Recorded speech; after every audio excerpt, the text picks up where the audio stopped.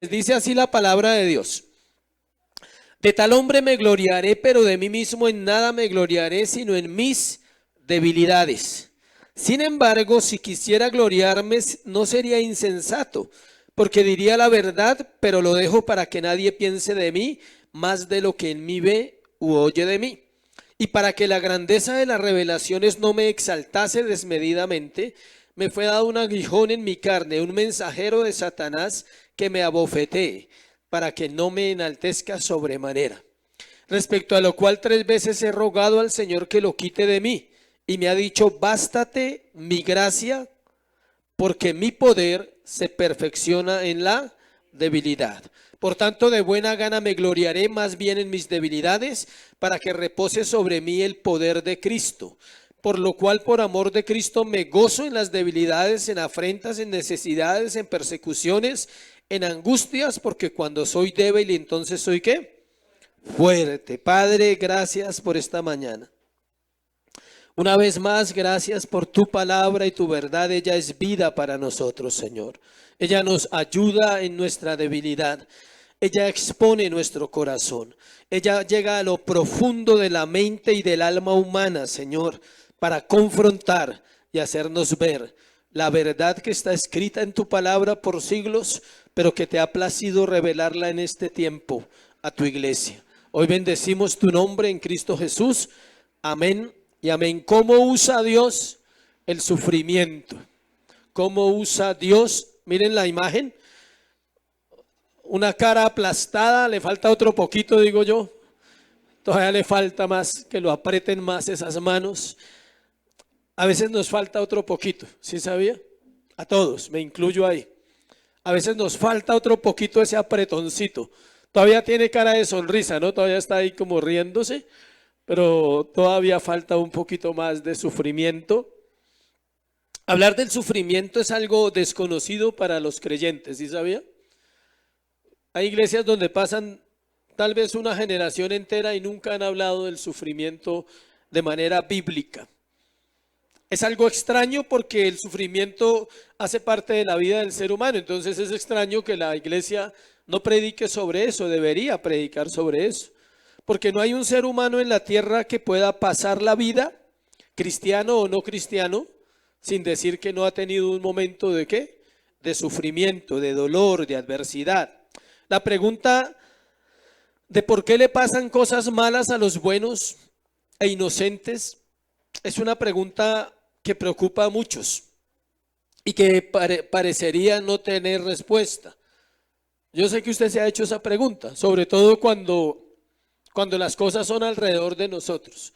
Cuando uno dice, pero ¿por qué sufren los niños? Por ejemplo, usted ve los niños de África que mueren de hambre y la gente, ay, pobrecitos, sí, pero no hacemos nada. ¿Cierto? Pobrecitos, pero pues que sigan muriendo porque no vamos a hacer nada por ellos. ¿Sí me explico? O usted ve noticias en la televisión, dice, qué injusticia, o sea, ¿sí? Qué injusticia con ese anciano, qué injusticia con ese niño. Sobre todo pensamos, escuche, pensamos que a los buenos les pasan cosas malas, que a los inocentes les pasan cosas malas, pero olvidamos la Biblia. No hay justo ni a uno, no hay quien entienda, no hay quien haga el bien, todos se desviaron, todos se hicieron inútiles, cada cual cogió su camino, todos se apartaron de Dios. O sea que en conclusión, no hay ningún ser humano bueno en la tierra. Para que cuando usted haga esa evaluación, recuerde esa parte de la Biblia. Ah, ¿verdad que no hay buenos en la tierra? Y los niños tampoco. Y los inocentes tampoco. No hay ni uno bueno. Entonces la frase no entra en contexto cuando usted dice, ¿por qué le pasan cosas buenas a los malas a los buenos? Está mal formulada. No hay ninguno bueno, entonces es normal que a todos nos pasen cosas, porque ninguno es bueno. Enfermedades, crímenes, hambre, pobreza, accidentes, desastres naturales parecen golpear sin ninguna razón. Afectan por igual a quienes son aparentemente inocentes y también afecta a los culpables. ¿Sí sabía que detrás de un culpable hay mucha gente inocente? Detrás de un criminal que está destruyendo la sociedad hay un papá, hay una mamá, hay unos hermanos, quizás hay unos hijos o una esposa que no tienen nada que ver con la vida que ese hombre o esa mujer está llevando y son afectados por uno que sí es culpable, los inocentes. ¿Sí me estoy explicando? No, siempre hay alguien que le duele algo que le pasó aunque el otro se lo merezca. Por ejemplo, un asesino, él tiene familia, tiene personas que no son como él, pero las consecuencias de sus crímenes también alcanzan a los otros. Y uno dice, ¿por qué? Porque somos una raza creada con principios que aunque usted no los conozca, lo gobiernan. La Biblia enseña que todas las personas, escuché, todas, les ocurren cosas malas porque todos son pecadores caídos, que viven en el mundo caído. Nadie es inherente bueno, ya se lo dije, no hay justo ni aun uno. En Job 5:7 dice, pero como las chispas se levantan para volar por el aire, así el hombre nace para la aflicción. ¿Se han hecho un asadito así de noche cuando se sopla y las chispas salen? A eso se refiere. Que el viento golpea la brasa y salen esas chispas. Dice, así como ese efecto natural, así también el hombre nace para la aflicción. Jesús declaró que en el mundo tendríamos aflicción, que confiáramos en Él, que Él había vencido, ¿qué? El mundo. Y Pablo recordó lo siguiente a los cristianos: es necesario que a través de muchas tribulaciones entremos en el reino de Dios. Hechos 14:22. ¿Por qué? Porque todos los que quieran vivir piadosamente en Cristo Jesús padecerán persecución. Segunda de Timoteo 3:12. Y son un sinnúmero de versículos impresionantes que hablan del dolor y la aflicción. Es una escuela preciosa. Es una escuela preciosa. De hecho, es la mejor materia de Dios. Y lo bueno es que nadie se puede rajar. Todo el mundo la pasa. Así sea repitiéndola muchas veces. Hasta que un día la pasa. No se habilita, ¿sí sabía? A usted no lo mandan a habilitar, le repiten la materia. Cuantas veces sea necesario. Hasta que usted diga, aprendí, Señor, gracias. Te amo, te adoro porque aprendí en medio del dolor. El salmista era experto en eso, David. Él decía, bueno, me fue haber sido, ¿qué? Humillado. Porque entonces aprendí. Porque entonces me di cuenta quién era. Ni siquiera los siervos más consagrados que han existido en la historia de la Biblia y en la historia después de la Biblia han pasado su vida sin sufrir. Escuche, Jonathan Edwards, considerado como el mejor teólogo de los Estados Unidos que haya vivido hasta hoy, cuyo ministerio fue impactante en el siglo XVIII, después de servir en la iglesia por más de 20 años, la iglesia lo rechazó por simplemente proponer algo, decir que solo deberían participar de la Santa Cena las personas que hicieran una confesión pública de fe y que dieran evidencias del nuevo nacimiento. Eso es bíblico, iglesia. Y por eso lo rechazaron de su iglesia después de servirle 20 años. Porque a veces queremos ser más buenos que Dios y nos preocupa más el del lado y queremos salvar a alguien que está mal. La pregunta es, si Dios no ha intervenido, ¿cómo crees tú que vas a intervenir en esa vida? Ahí tenemos que orar. El apóstol Pablo no es la excepción. Vamos a hablar hoy del apóstol Pablo como siempre. Quien vivió el sufrimiento no solo físicamente, emocionalmente y espiritualmente, empezando por la iglesia, en este caso los corintios, quienes le rechazaron por decirle la verdad. Algo que es quizá lo más difícil para alguien que predica el evangelio, pero que hace parte del ministerio. Puede ser rechazado por decir la verdad por gente que tú amas, pero eso es una tarea. Y el que anhela obispado, buena cosa desea. Y el que se mete a redentor, ¿qué dice la Biblia? Así es. Esa es una de las frases más ciertas que hay en la vida popular. El que se mete a redentor muere crucificado. Cuando usted toma la palabra en serio para vivirla, usted va a tener dificultades con las personas, lo cual no dice que siempre vaya a ser así.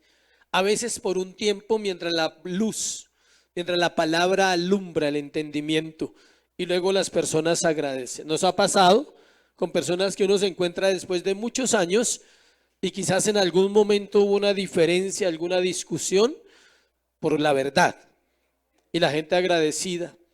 después de haber pasado por estos 5 puntos que vamos a mirar, del sufrimiento, entonces dice gracias. Y uno, bueno, el Señor es fiel. La manera en la que Pablo trata con el sufrimiento es un modelo para todos los creyentes. No hay un texto en la Escritura donde se muestre más poderosamente el propósito de Dios con el dolor del creyente que en este pasaje. Es una joya de extraña belleza, escuche, forjada al calor abrasador de los capítulos 10, 13. Si usted nota, desde el capítulo 10 venimos hablando de la defensa de Pablo. No sé si usted lo ha entendido. De cómo él tiene que defenderse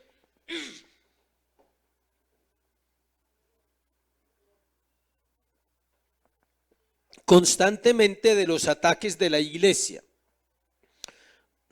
No dando a entender que la iglesia fuera mala, sino que la iglesia es así. ¿Sí sabía? Es como el que peca, dice, él peca porque es malo. No. Pecamos porque somos pecadores, acuérdese, no porque sea malo.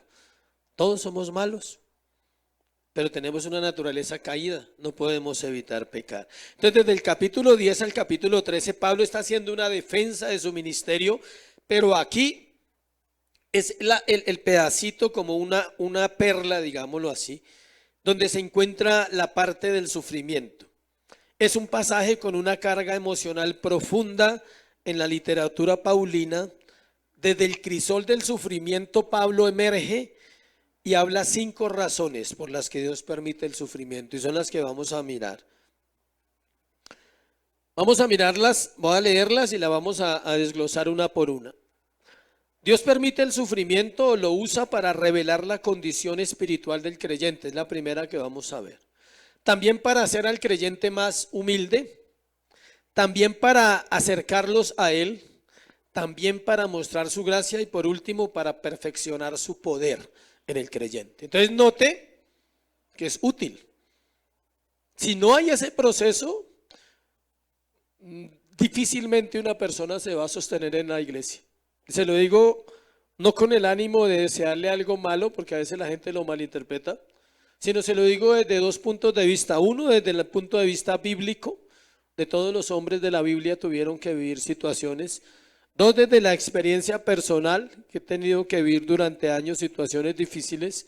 Y 3, como una advertencia de parte de Dios de que toda persona que ha sido procesada aprende muy bien la lección.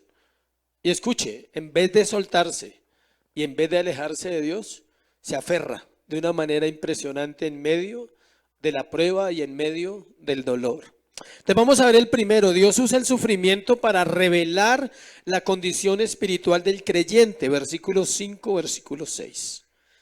De tal hombre me gloriaré, pero de mí mismo en nada me gloriaré, sino en mis debilidades.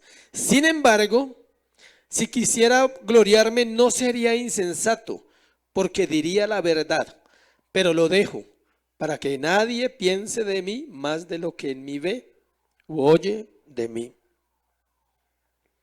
Las tribulaciones son la prueba más verdadera del carácter espiritual de una persona. ¿Quiere conocer una persona cristiana si lo es o no lo es? Solo se prueba en la tribulación. No cuando está bien, no cuando todo es súper, no cuando todo perfectamente, cuando las cuentas cuadran, cuando los sentimientos son preciosos, cuando el amor brota, cuando el gozo y la alegría. Dice la Biblia, cesará el gozo, el mosto dice. Cesará el mosto, el vino, dice. Cuando el Señor trae los juicios sobre Israel, dice, se acabarán las danzas, se acabará la alegría, se acabarán los maquillajes, porque ellas se maquillaban profundamente en Isaías 32. Dice que iban andando, iban haciendo son con los pies las mujeres. Dice, se acabarán las fiestas solemnes, porque venía el tiempo de la cautividad. No sucedió instantáneamente, muchos años después fueron llevados, ¿qué? Cautivos. ¿Por qué fueron llevados cautivos? Mi pueblo se perdió, ¿por qué? Porque no tuvo conocimiento. Porque no escucharon desde Génesis hasta Proverbios, porque estamos en Isaías. Hicieron caso omiso a lo que tenían, a la palabra que estaba ahí escrita que les decía que en tiempos de aflicción Dios también iba a estar, que el corazón tenía que ser probado. Cuando la adversidad golpea, la fachada de paz y felicidad se elimina, revelando lo que está de verdad en el corazón. El Señor condujo a Pablo a un sufrimiento intenso, en parte para revelar su integridad y establecer así la credibilidad de su ministerio. Él necesitaba vivir ese sufrimiento para que todas las iglesias que él enseñaba y predicaba dieran fe de que él era un verdadero ministro y que a pesar de todos esos asuntos que él narra en su propia historia, nunca dejó de predicar correctamente, nunca dejó de amar a las personas, siempre fue un hombre que fiel. El sufrimiento revela tu condición. ¿Cuál es tu condición? Tu fidelidad a Dios, tu fidelidad a una iglesia, tu fidelidad a la palabra, tu fidelidad en los principios. Si tú cuando estás en prueba tus principios cambian, vas a repetir muchas veces la prueba. Hasta que un día los principios se arraigan y dice, ya entendí que no puedo negociar mis principios en medio de una ¿qué? Aflicción. Hay gente que es creyente hasta la prueba. ¿Por qué? Porque es la palabra que cae en los espinos. Los espinos crecen y ¿qué? La ahogan. Los espinos son chuzos, duelen. ¿Quién se ha chuzado con una espinita? Bien sea de una rosa, de pescado también es válido, una espina de lo que sea. Duele. Eso representa cuando la palabra no ha entrado abajo, a la profundidad del corazón y lo ha arraigado echando raíces, donde dice, cielo y tierra pasarán, tu palabra nunca pasará. Aunque los montes se muevan, mi fe no se mueve. ¿Sí me explico? Por lo cual estoy seguro que ni la vida ni la muerte, ni lo presente ni lo porvenir, ni lo alto ni lo bajo, ni lo profundo, ni ángeles, ni demonios, ni principados, ni ninguna cosa creada me podrá separar del amor de Dios que es en Cristo Jesús Señor nuestro. Romanos 8 del 35 en adelante. ¿Sí me explico? Cuando usted tiene esos principios, no importa lo que llegue a su vida, usted agachará su cabeza, irá a oración y le dirá, Señor, estoy en tus manos. Escuche, no es que no sienta, va a doler, pero va a aprender a que debe tomar la actitud ¿qué? Correcta. Ir a su Señor, inclinarse, es difícil, Dios, quizás, es doloroso, pero estoy en tus manos, no estoy en mis manos. Si es justo o no lo entiendo o es injusto, no voy a discutir por eso. Porque ahí pierde usted. Cada vez que usted va a discutir con Dios va a salir ¿qué? Perdiendo. Siempre que usted va a tratar de explicarle a Él o decirle, pero ¿por qué? Está perdiendo su tiempo. Simplemente humille su corazón y dígale, Señor, en este tiempo sosténme. En este tiempo en que las cosas no son fáciles. Y hay muchos tipos de sufrimiento que ahora vamos a mirar algunos. Pablo acababa de hablar de la revelación y la visión espiritual. ¿Sí se acuerda del 1 al 4? Claro, uno dice un hombre así, ¿qué lo mueve? Nada, fue llevado al cielo, o sea, fue llevado al tercer cielo. Tuvo que haber visto a Cristo, porque si alguien va al cielo y no vio a Cristo, no fue al cielo. ¿Sí me explico? Tuvo que haberlo visto, tuvo que haber oído a Dios, al Padre, al Hijo, tuvo que haber tenido algo especial en esa revelación. Entonces uno diría, una persona así es inconmovible, o sea, no, era frágil, era humano. Pero él dejó claro que no iba a usar ese tema para gloriarse, sino que se iba a gloriar ¿en qué? En su debilidad, en aquellas cosas que le costaban. Ahí lo dice en el 5, dice, nada me gloriaré sino en mis debilidades. Entonces, en vez de gloriarse en lo sobrenatural, Pablo va a hablar de su debilidad, lo cual no lo hace todo hombre. Es fácil hablar de los logros, pero es difícil hablar de las pruebas. Y todos tenemos debilidad en nuestro corazón de carácter. Versículo 6. Sin embargo, dice, si quisiera gloriarme, no sería insensato. Él está diciendo, si yo quiero hacerlo, lo puedo hacer porque yo les estoy diciendo, ahí dice, porque diría que la verdad. Él dice, si yo les digo a ustedes que fui al cielo, fui al cielo. Si yo les digo a usted que resucité un muerto, lo resucitó. Obvio, todo bajo el poder de Dios. Si yo les digo a usted que los enfermos se sanan cuando oran, Pablo decía, es así. Cuando yo oro, los enfermos se sanan. Eran las señales de un apóstol. Y Pablo no estaba diciéndole mentira. Entonces decía, yo puedo gloriarme de todo mi ministerio porque es cierto. La gente lo ha visto. Gente ha visto cuando predico y cuando oro cómo los hombres se convierten. Él diría que la verdad no era insensato. Pero ahí dice, porque diría la verdad, pero lo dejo, dice, o sea, no me voy a basar en eso, para que nadie piense de mí más de lo que en mí ve u oye de mí. Entonces él hace un paralelo entre sus fortalezas y sus ¿qué? Debilidades.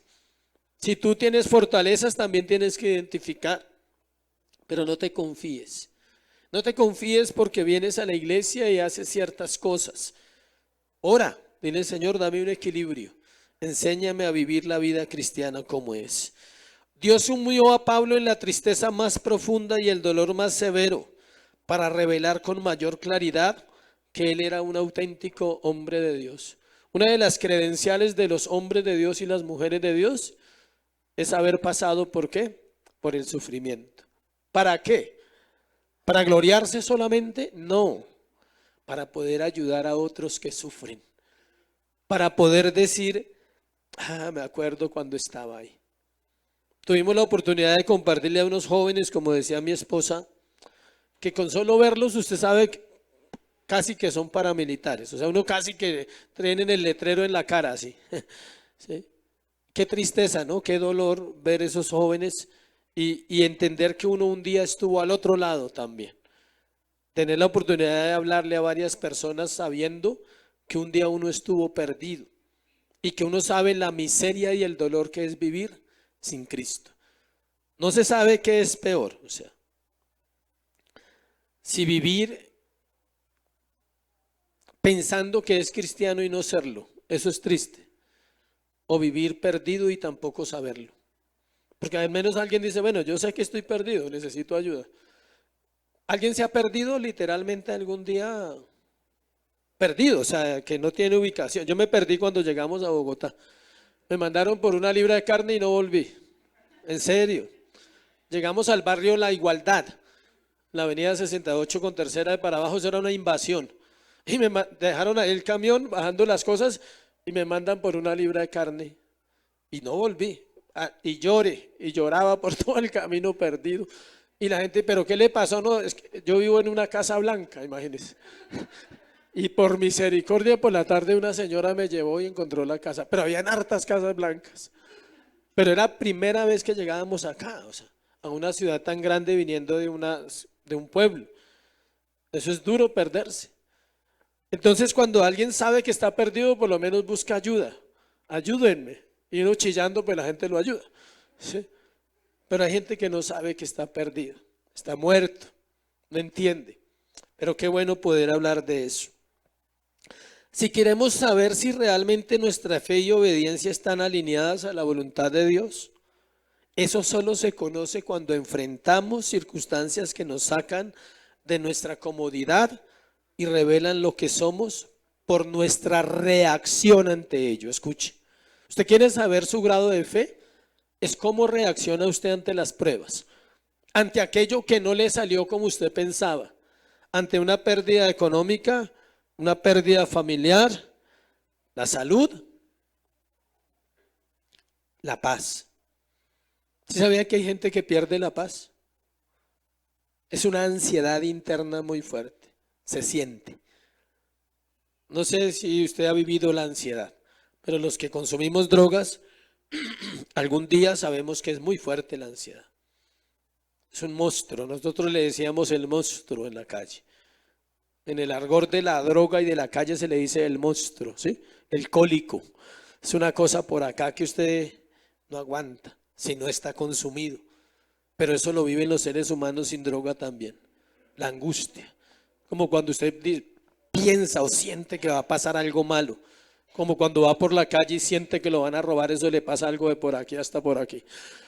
Multiplique esa angustia muchas veces y dice, eso es angustia, eso es sufrimiento. El temor a la muerte.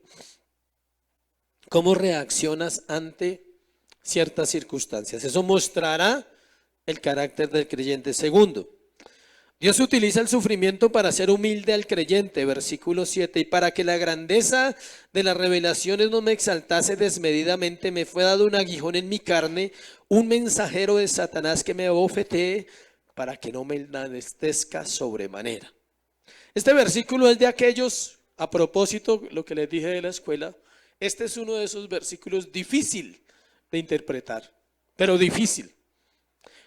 Los comentaristas, la mayoría, se refieren al aguijón en diferentes formas. Se ha especulado absolutamente mucho estos 2000 años. Después de que Pablo murió hasta hoy, se ha especulado cuál era el aguijón de Pablo. Todo esto era y es motivo de orgullo cuando un hombre usado por Dios debe constantemente estar revisando ese orgullo, porque Dios lo hace por eso.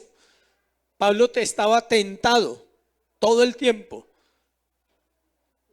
a ser ¿qué? Orgulloso. Nadie vivió lo que él vivió. Nadie era tan usado por Dios en ese momento. No como los de hoy, no, eso es mentira, esos apóstoles falsos, no. Era un apóstol de verdad. El poder de Cristo estaba sobre él. Cristo lo formó a él, imagínense. No fue un hombre el que lo formó, Cristo lo formó. Y él estaba tentado al orgullo diariamente. Y para eso Dios envía un aguijón. Dios, conociendo el corazón humano, pues Él nos creó y sabe que hay maldad en todos. Por eso usa el sufrimiento como un regulador que lleva al creyente a la humildad. Por eso los proverbios dice, después de la altivez viene ¿qué? La caída.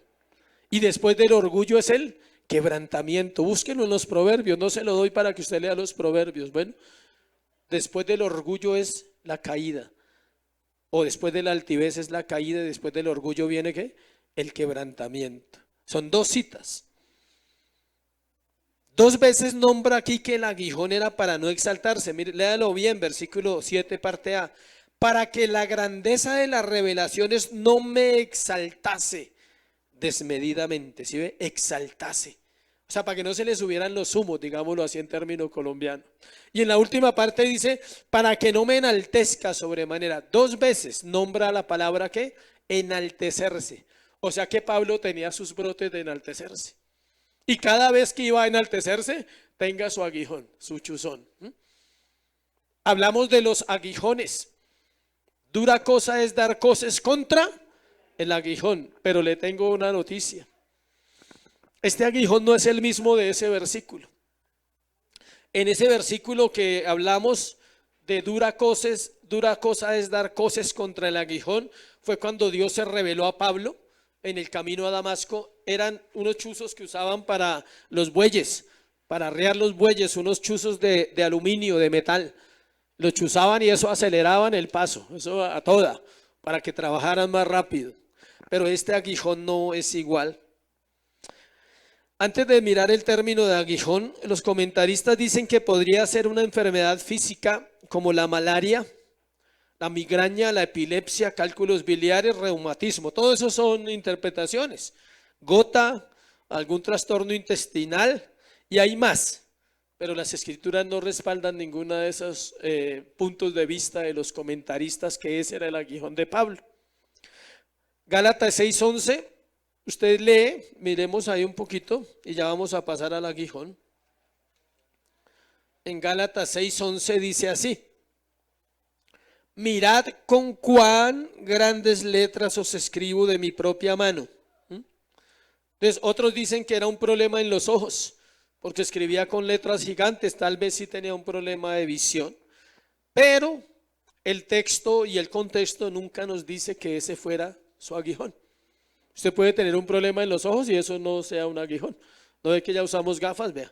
Entonces puede que no sea un aguijón, los ojos se van desgastando. Miren lo que dice acá.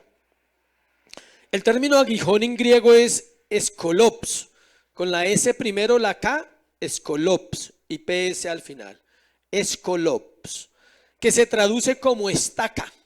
¿Sí ve? El otro que hablamos de aguijón era ¿qué? Un chucito pequeño, pero aquí es una ¿qué? Estaca, algo grande, algo en lo cual no era pequeño. No era un aguijón, sino una gran estaca en la carne de Pablo, en su naturaleza carnal.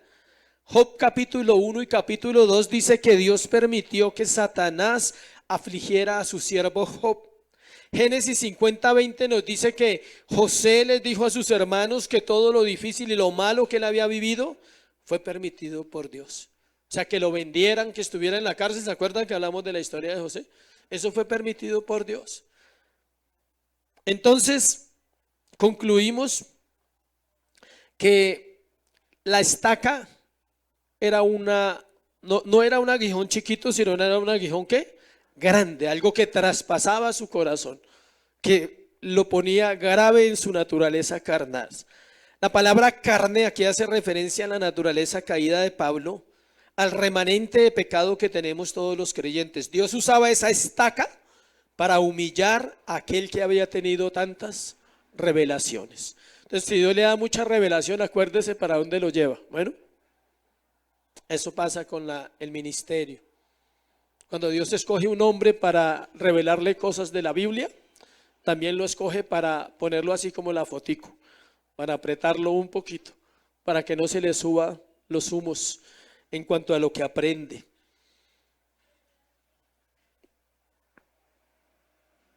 La falta de quebrantamiento en el creyente deja ver el grado de orgullo. Por eso muchos no son útiles, porque sin una vida quebrantada no pueden servir. ¿Cuánto les gustaría servirle al Señor? Sin miedo, ¿no? Tranquilo.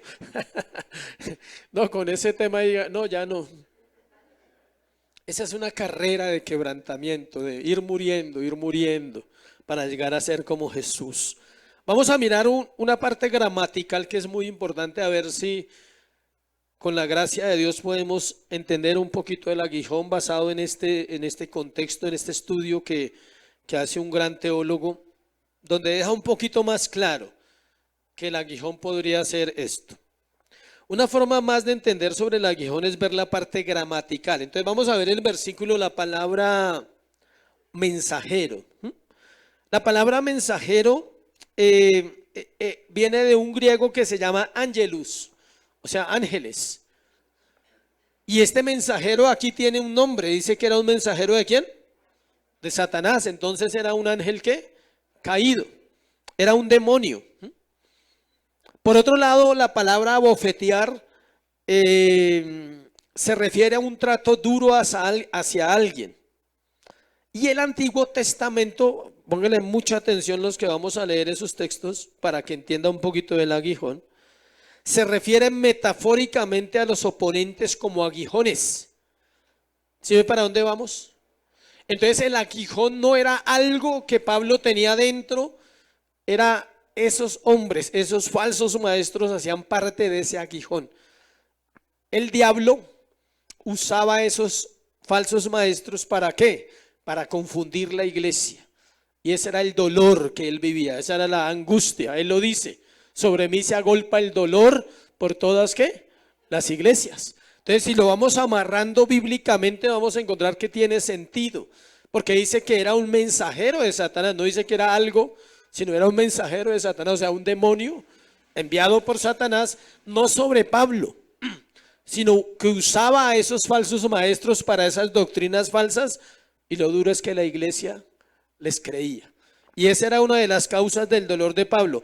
Mire, en el Antiguo Testamento, miremos 3 versos donde habla de los aguijones como enemigos espirituales. Números 33-35.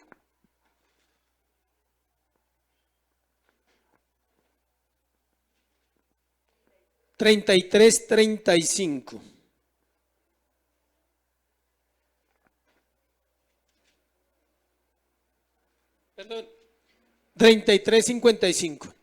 Y no echaréis a los moradores del país de delante de vosotros, sucederá que los que dejaréis, perdón, y si no echaréis los moradores del país de delante de vosotros, sucederá que los que dejaréis de ellos serán ¿qué?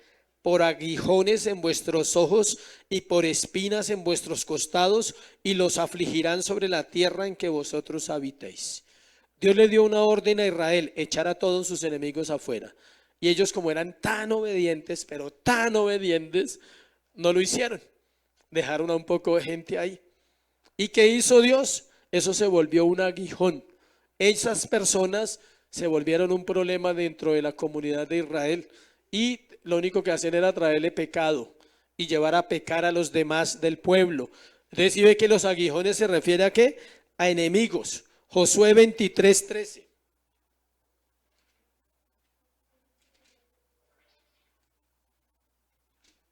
Josué 23:13. Sabed que Jehová vuestro Dios no arrojará más a estas naciones delante de vosotros, sino que os serán por lazo, por tropiezo, por azote para vuestros costados y por espinas para vuestros ojos, hasta que perezcáis de esta buena tierra que Jehová vuestro Dios os ha dado. Otra vez les dice que Dios no los iba a sacar. ¿Por qué? Porque ellos no los sacaron. Mira, hay personas que están esperando que Dios les quite los problemas, pero ellos no hacen nada para mejorar su vida. No funciona así, iglesia. Nosotros tenemos que hacer nuestra parte. Y Ezequiel, se me perdió 28. Me faltó un número acá. A ver si lo encuentro acá.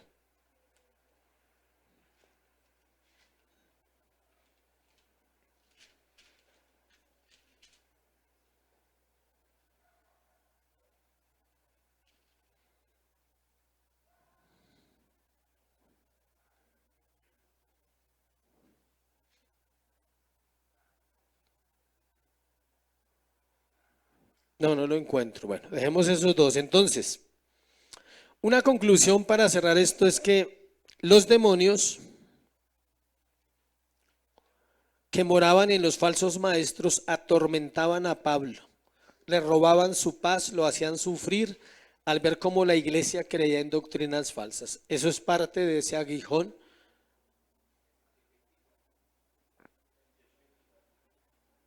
28, 24, miremos.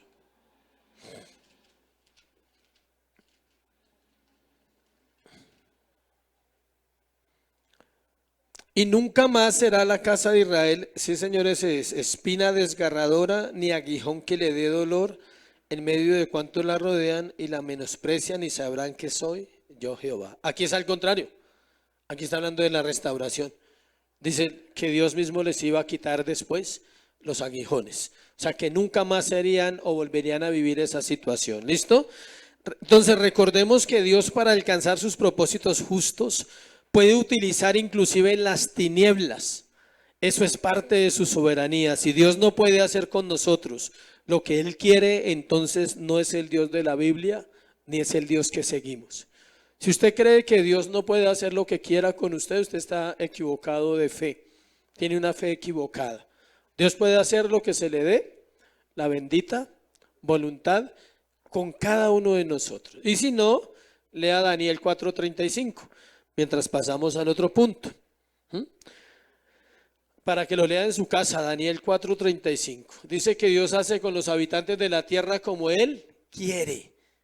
Como Él quiere. Tercero, volvemos a Corintios. Dios utiliza el sufrimiento para acercar el creyente hacia Él. Entonces, primero lo utiliza ¿para qué? Para revelar su carácter.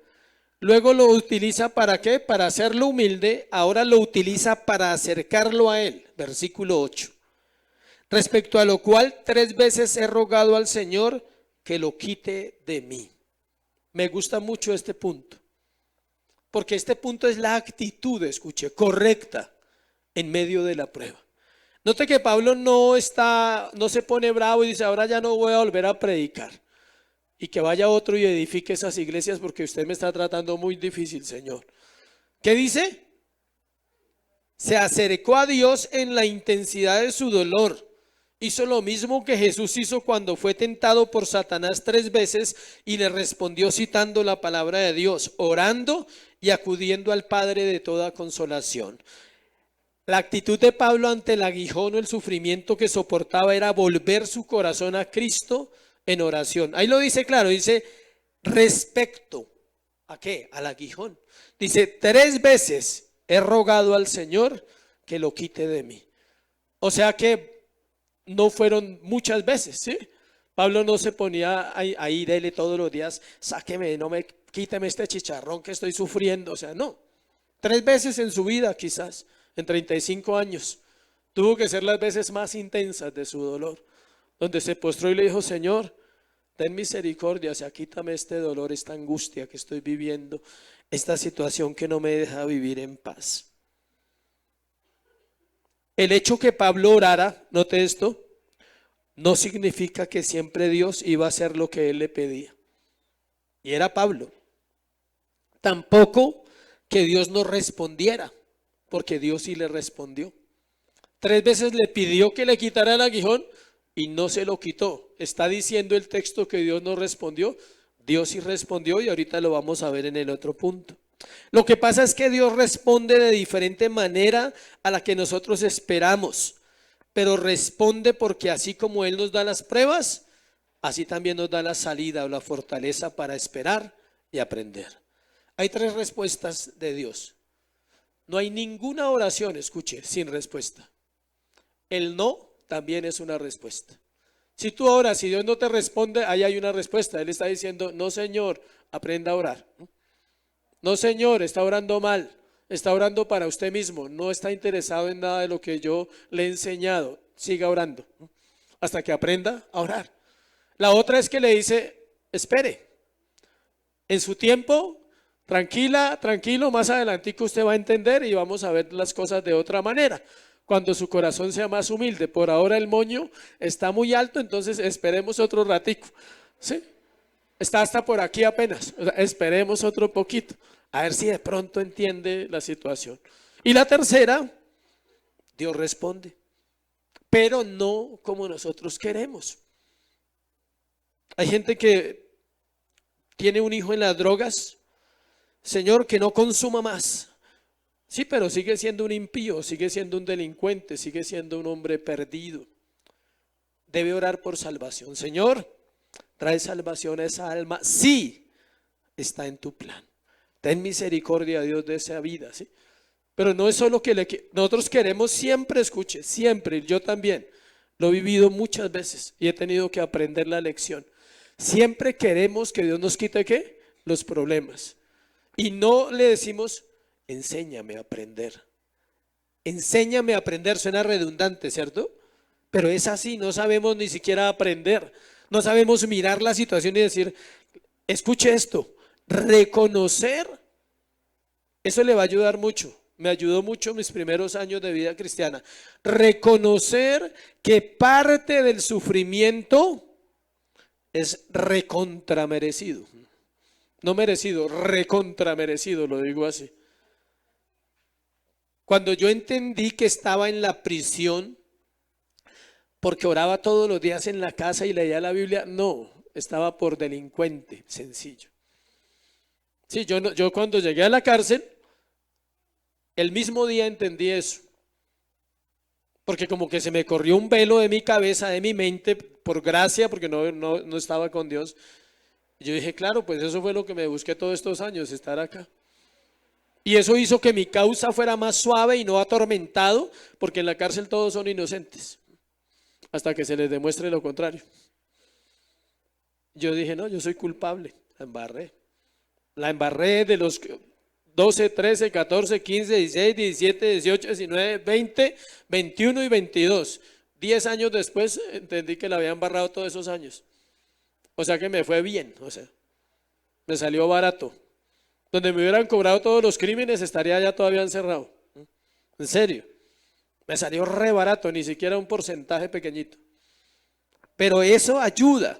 Pero si usted está en la lucha, escuche, en la prueba, en el horno, y usted, pero ¿por qué estoy aquí? Pero si soy santo, o sea, sí, pero, o sea, ¿qué pasa con Dios? Que no me entiende.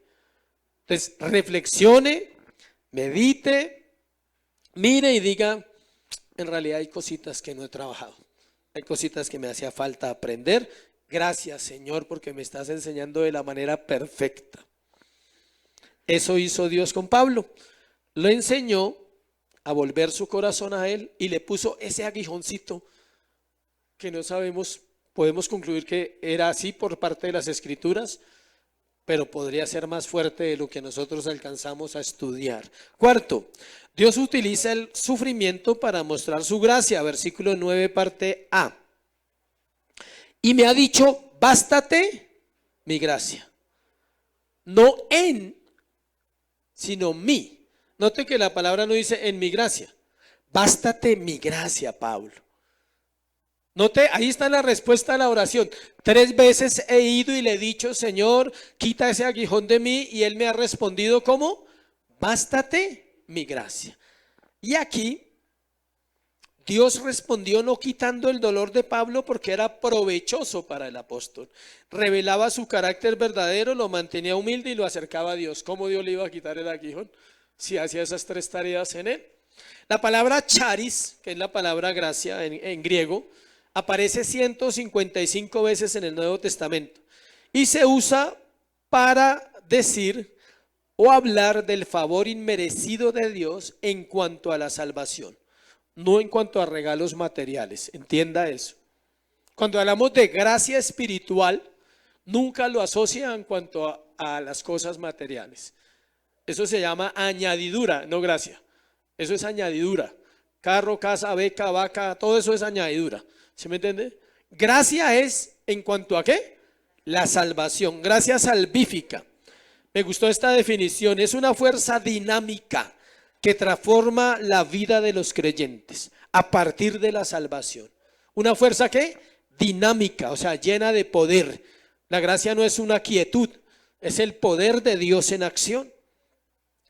Anote ahí estas citas para que las lea. Hechos 15:11 hablan de la gracia para salvación. Hechos 18:27, Romanos 3:24 y Efesios 1:7 y 2:5. Se la repito, porque ya me hicieron miradas. Hechos 15:11, Hechos 18:27, Romanos 3:24, Efesios 1:7 y 2:5. Sobre todo en Efesios dice que somos salvos por fe y por gracia y por fe, y que eso no es don de nosotros, sino que es don de ¿quién? De Dios, para que nadie se gloríe. La gracia mire esto, la gracia separa la fe del cristianismo de cualquier otra religión. Ninguna religión en el mundo habla de gracia, solo el cristianismo. ¿Por qué la separa? Porque nosotros no somos capaces de creer, iglesia. Necesitamos la gracia de Dios para que Él nos regale la fe y el arrepentimiento, que son 2 dones que Él ha concedido a los creyentes. La respuesta de Cristo a Pablo, bástate mi gracia, nos da una verdad poderosa y se llama la suficiencia de la gracia. Es decir, todo lo que Dios haga y determine para con nosotros es suficiente para nuestra vida. Todo. Si tú tienes un trabajo, es suficiente. Si tienes salud, es suficiente. Si estás enfermo, la gracia puede obrar en medio de la enfermedad. Si estás escaso en la economía, Dios puede obrar en medio de esa escasez. Si tienes mucho, Dios puede obrar formándote el corazón, enseñándote a administrar, para que puedas ser un buen administrador de la gracia. La gracia de Dios era suficiente para el dolor más profundo que estuviera experimentando Pablo. El profeta Isaías lo dejó claro en una promesa para aquellos a quienes están en Cristo. Isaías 43, 1, 2.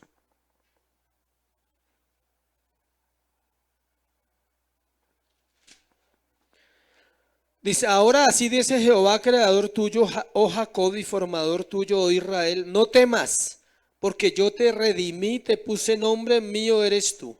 Cuando pases por las aguas yo estaré contigo, y si por los ríos no te anegarán, cuando pases por el fuego no te quemarás, ni la llama arderá en ti. ¿Dónde está la gracia suficiente? En 2 cosas. Una, que vas a pasar, porque no dice si de pronto pasas.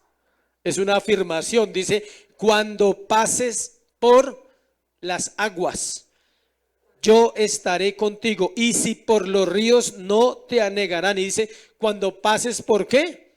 Por el fuego. O sea, es una afirmación, es una promesa para la prueba. Me gusta esa promesa. No es la promesa para no pasar por la prueba.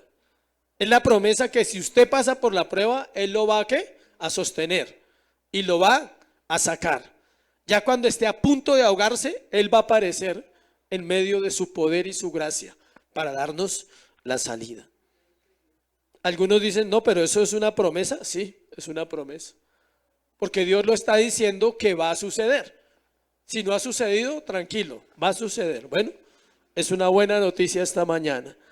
La gracia de Dios es inagotable, entonces el hombre es como un grano de arena que necesita mojarse y tiene al frente el océano. ¿Sí ve?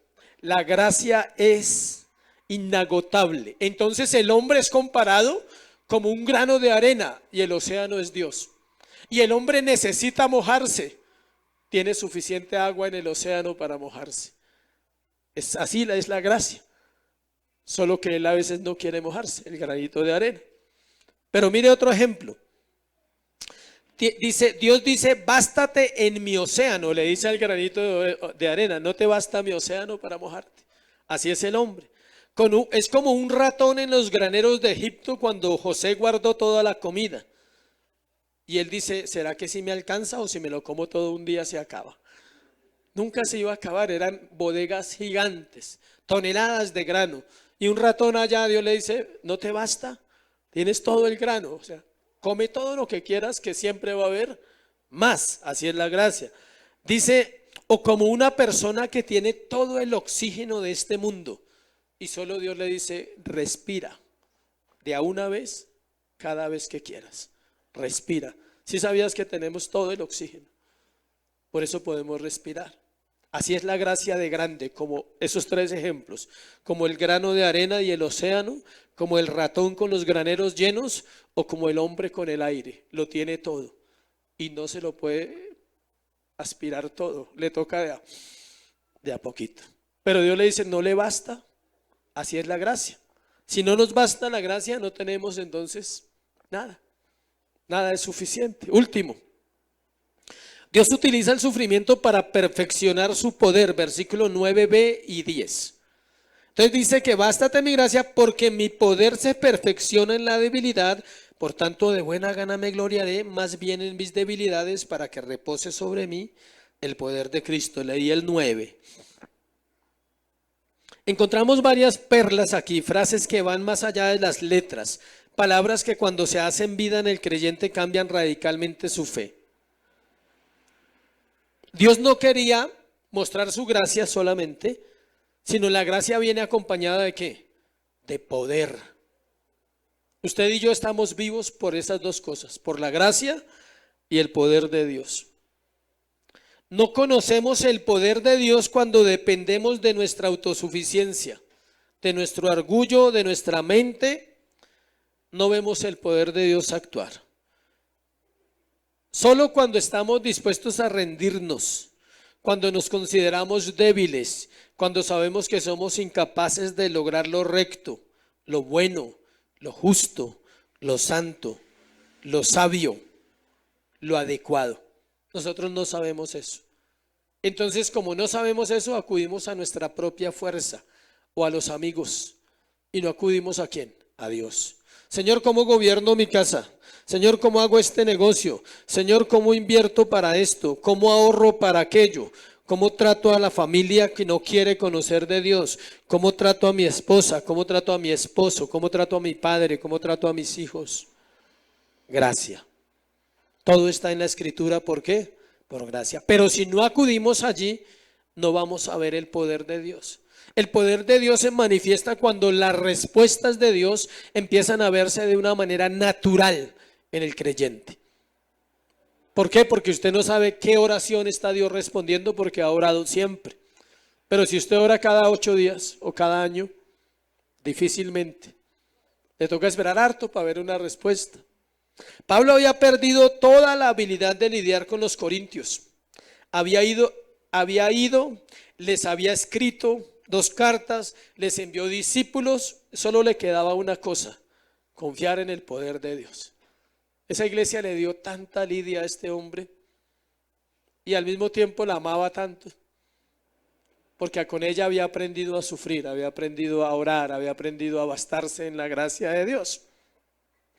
El sufrimiento, las pruebas, las desilusiones, la insatisfacción, la angustia mental, todas esas son pruebas. La enfermedad, el fracaso, mire lo que hacen, reducen las impurezas de los creyentes y los hacen canales puros a través de los cuales fluye el poder de Dios. Dios nunca fluirá a través de una persona orgullosa. Y una persona orgullosa es sencillo, le falta quebrantamiento, le falta morir, le falta prueba del corazón de Dios. ¿Para mal? No estamos diciendo para mal, estamos diciendo porque lo ama, lo va a quebrantar. Hace algunos años, ya bastantes, oraba eso y no sabía en lo que me metía, ¿no? Pero oraba eso. Quebrántame, por favor, o sea, quebrántame. No me dejes ser tan impío como vengo, o sea, no me dejes ser como soy. No me dejes vivir la vida que yo quiero, porque queremos una vida que no es la de que Dios quiere. No me dejes vivir amando el pecado, déjame aborrecerlo. No me dejes vivir para otras personas, que no tiene sentido la vida vivir para otros. Solo se debe vivir ¿para quién? Para Dios. Y Cristo vive a través de mí para otros. ¿Sí ve cómo funciona? No puedes vivir para nadie. Deja que Cristo viva en ti para ellos, que los pueda reflejar, así sea una espinita, ¿sí? Una gotica que usted pueda reflejar de Cristo es suficiente. Y al final me fascina esa frase. Dice, porque cuando soy dice, por cuanto por el amor de Cristo me gozo en las debilidades, en afrentas, angustias, porque cuando soy débil, entonces ¿soy qué? Me gozo, dice Pablo. ¿Sí? No estaba triste, no estaba quejándose. Dice, me gozo en afrentas, me gozo cuando me tratan así, me gozo en persecuciones, me gozo en angustias, porque cuando soy débil veo el poder de Dios. Porque él sabía que si lo atrapaban, era la voluntad de Dios. Y él sabía que si no lo atrapaban, Dios había obrado soberanamente en que no lo cogieran para matarlo. Porque a él no lo buscaban para cobrarle una deuda, ¿sí sabía? Era para matarlo. Cada vez que lo trataban de coger, era para matarlo. Y él dice, me gozo cada vez que me toca salir corriendo por una ventana descolgado, ¿sí? Cada vez que cuando lo dejaron muerto en Listra, dice que quedó muerto prácticamente. Algunos comentaristas dicen que ahí quizás tuvo alguna experiencia sobrenatural también, porque quedó medio muerto. Y lo recogieron y se lo llevaron y luego dijo, voy a volver a predicar allá. Faltó decirles algo todavía. Entonces los discípulos dijeron, ¿te faltaron unas pedradas, Pablo? No importa, o sea, no importa si me dan más. Quiero cerrar con esta lectura, solo la lectura, muy atentos porque me impacta siempre. Sobre un comentario, sobre un versículo muy bonito del Salmo 119, 71. Dice el salmista, voy a leerlo acá, Salmo 119, 71. Si usted quiere amar la palabra, lea el Salmo 119 todos los días, hasta que ame la palabra. Bueno, es el más largo de la Biblia. Ese te enseña a amar la palabra, te da amor por la Biblia, para los que están empezando a leer la Biblia. Sería bueno que se saltaran de donde van y lean el Salmo 119. Bueno me es haber sido humillado para que aprenda tus estatutos. Ahí ya dice todo. O sea, si él no hubiera sido humillado, no había aprendido ¿qué? Los estatutos de Dios, el salmista. Voy a hacer la lectura y oramos. El alma llena de gracia llega secretamente a la conclusión de que así como las estrellas brillan con más esplendor en la noche, Dios hará brillar mi alma y hará que resplandezca como oro mientras estoy en el horno de fuego. Y me sacará del fuego de la aflicción, mas Él conoce mi camino, me probará y saldré como oro. Job 23:10. Es indudable que como el gusto de la miel abrió los ojos de Jonatán, esta cruz y esta aflicción abrirá mis ojos. Por este golpe tendré una percepción más clara de mis pecados, de mi yo, y una vista más completa de mi Dios. Es indudable que esta aflicción precederá a la purga de mi escoria. Es indudable que como la reja del arado mata la maleza y rompe los terrones duros, estas aflicciones matarán mis pecados y ablandarán mi corazón. Es indudable que como los emplastos extirpan el pus de la llaga infecciosa, las aflicciones que sufrimos extirpan el pus del orgullo, del egocentrismo, de la envidia, de la mundanalidad, del formulismo y de la hipocresía. Es indudable que por estas aflicciones el Señor apartará más y más mi corazón del mundo y el mundo de mi corazón. Es indudable que por estas aflicciones el Señor impedirá que haya orgullo en mi alma. Es indudable que estas aflicciones no son más que hoces del Señor, con las que purgará mis pecados, podará mi corazón y lo hará más fértil y fructífero. No son más que la poción del Señor con la que me librará de estas enfermedades y dolencias que son mortales y peligrosas para mi alma. La aflicción es una poción tan curativa que sana todos los padecimientos del alma, mejor que cualquier otro remedio. Es indudable que estas aflicciones harán que mi comunión espiritual con Dios se profundice en mi alma. Es indudable que por estas aflicciones podré disfrutar más de la santidad de Dios. Así como el jabón negro que proviene de África blanquea la ropa, las aflicciones agudas santifican los corazones. Es indudable que por estas aflicciones el Señor conmoverá más y más mi corazón para que lo busque. En su angustia me buscarán y me buscarán de todo su corazón. En tiempos de aflicción el cristiano se esfuerza por buscar a Dios con diligencia. Es indudable que por estas pruebas y aflicciones el Señor llevará mi alma a reflexionar más que nunca sobre las verdades de la Biblia relacionadas con la eternidad. Es indudable que por esas aflicciones el Señor obrará en mí para que sienta más ternura y compasión por los que sufren. Es indudable que la aflicción es un regalo de Dios, donde Él muestra su amor por sus siervos. Por lo tanto, el cristiano santo dice: oh alma mía, no te turbes, guarda silencio. Todo lo que te mando es por amor, todo es fruto de un favor divino. Veo miel sobre cada ramita, veo que la vara no es más que una rama de romero. Recibo miel con mi hiel y vino con mi ajenjo. Guarda silencio, alma mía. Las aflicciones aplacan las atracciones carnales a nuestro alrededor que pudieran tentarnos. La aflicción apacigua la lascivia de la carne en nuestro interior, que de otra manera nos atraparía. Finalmente dice: las aflicciones nos humillan y mantienen humildes. El corazón santo se humilla bajo la mano de aflicción de Dios. Cuando la vara de Dios caiga sobre su espalda, su rostro caerá a la tierra, alzará sus ojos y mirará a su Salvador. El corazón consagrado se postra más cuando la mano de Dios lo hace agacharse. Todo esto prueba que la aflicción es un gran beneficio para nosotros. Bueno fue para mí haber sido afligido.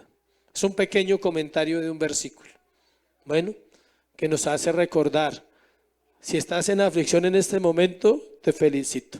Estás en el mejor momento. Bueno, no vamos a orar para que Dios te la quite, sino para que salgas y permanezcas firme en la fe. Amén.